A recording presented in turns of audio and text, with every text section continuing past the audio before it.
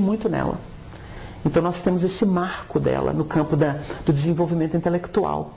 A mãe é a virtude em pessoa e o pai é aquele domínio intelectual, aquele homem de escola como senador de Roma, muito culto, muito letrado, muito centrado.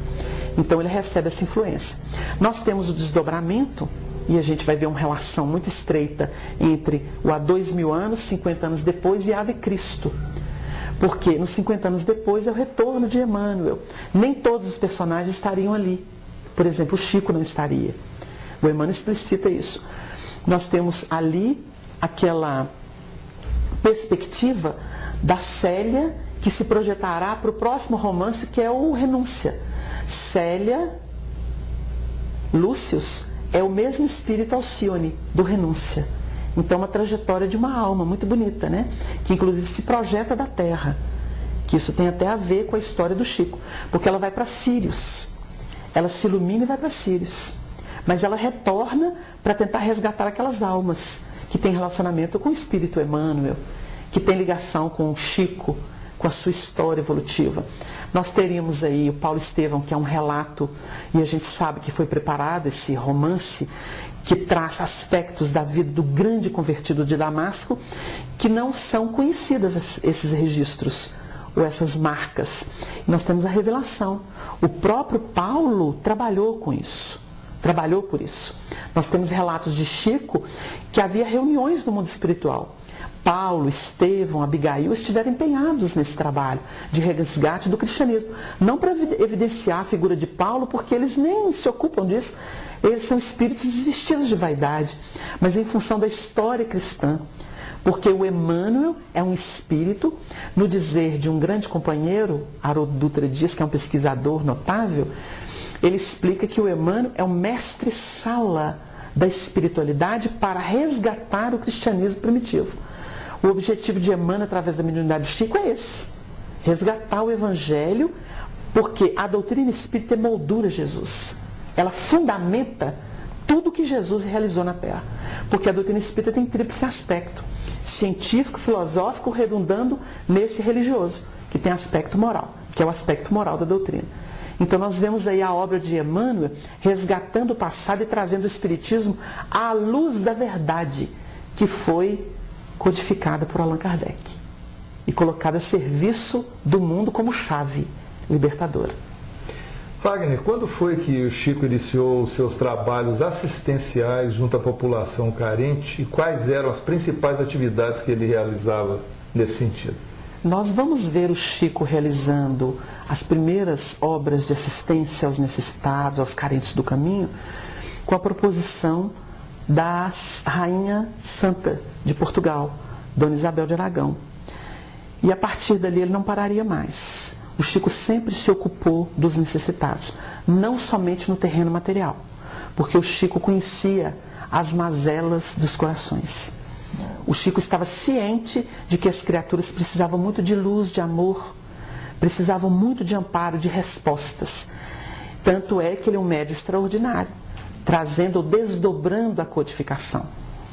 Nós temos o Chico Xavier por aquele que diligenciou o sentimento da caridade. Tem muita gente, Marcelo, que acha que a caridade é a esmola, é a xícara do leite, é a roupa que veste desnudo, é a cesta básica. Isso é beneficência. A caridade é um sentimento de amor dinâmico. Questão 886 do Livro dos Espíritos. Como Jesus entendia a caridade. Benevolência para com todos, indulgência para com as imperfeições alheias, perdão das ofensas. A caridade é toda moral, mas no campo prático da vida, ela sabe improvisar o recurso necessário àquele momento. Porque uma cesta, ela pode viciar. Então nós temos que procurar promover as pessoas, não viciá-las numa doação. Por exemplo, nós estamos assistindo a um desafio que o Brasil enfrenta. O Brasil conseguiu formar uma rede de assistência, que era um sonho do Chico. Ele sempre disse que enquanto os nossos governantes não conseguem resolver o problema da fome, da miséria no país, nós temos aquele dever solidário de socorrer os infelizes, cada um fazendo a sua parte.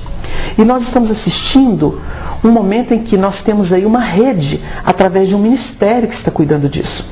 Nós temos visitado as regiões muito pobres do país e nós temos notícias dos companheiros que trabalham com assistência e promoção social de que as pessoas já não estão tão miseráveis quanto antes. E isso conforta o coração da gente. Mas qual que é o desafio? Ao mesmo tempo que mata a fome, que dá um recurso, a pessoa tem um leite, tem um pão para as crianças, nós temos os vícios que se implantam com a facilidade. As pessoas, por exemplo, não querem mais trabalhar facilmente. Então a mão de obra escasseia. E aí que entra o Chico. Porque o Chico sempre bateu na tecla de que nós precisamos educar nossas crianças e nossos jovens no trabalho. Desenvolvendo amor ao trabalho. Porque nós não podemos viver às custas alheias. Nós temos os programas governamentais e temos auxílio das pessoas, mas nós temos que nos promover, ganhar a nossa dignidade. Então tem muita gente que gosta de manter a fila dos necessitados. Manter a fila dos necessitados pode ser uma satisfação para o ego daquele que se sente bonzinho. Mas nós precisamos tomar consciência que precisamos olhar as pessoas e promovê-las, dar dignidade a elas. Então a gente cria frentes de auxílio, mas cria frentes de trabalho, frentes de realização profissional, de consciência da vida. O Chico se ocupou muito disso. O Chico era um educador por excelência.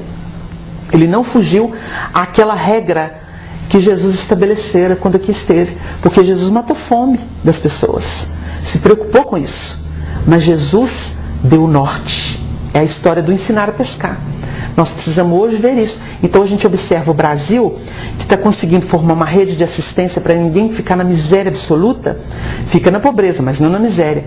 Mas agora tem que entrar com um plano educacional, abrindo frentes de trabalho, ensinando que o trabalho é digno, que é importante ter amor ao trabalho, se realizar todo o trabalho é digno. Não importa se é o trabalho de limpar a rua, porque a gente não sabe quem é mais importante. Se é o médico que cuida da saúde da população ou se é o lixeiro que evita que a população tenha problemas sérios em função de lixo acumulado, com a proliferação de pestes, né, que existiram no passado, em função dessa promiscuidade, dessa ausência da eugenia, da higiene, da limpeza. Então a gente fica a refletir. O Chico sempre bateu nessa tecla. E é preciso que a gente entenda o Chico de forma globalizada, não parcial.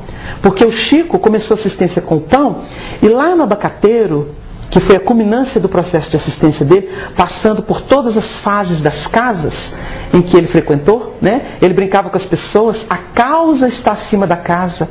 Quantas vezes o Chico falou isso para os companheiros? Eu já passei por 4 centros espíritas.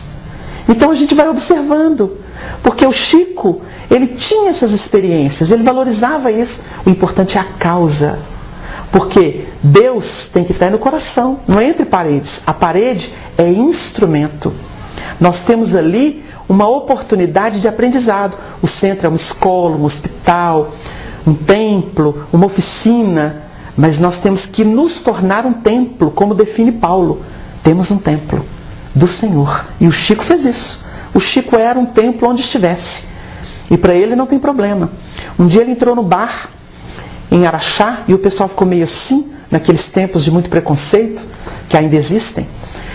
E o Chico entrou no bar e desculpa, Chico, mas você entrando num bar, ele foi tomar um cafezinho. Aí ele falou assim, quando o espírito entra num bar, ele se torna um lar. Ele fez uma tiradinha aí, para explicar que nós não temos que ter esse problema. Nós sabemos o que buscamos.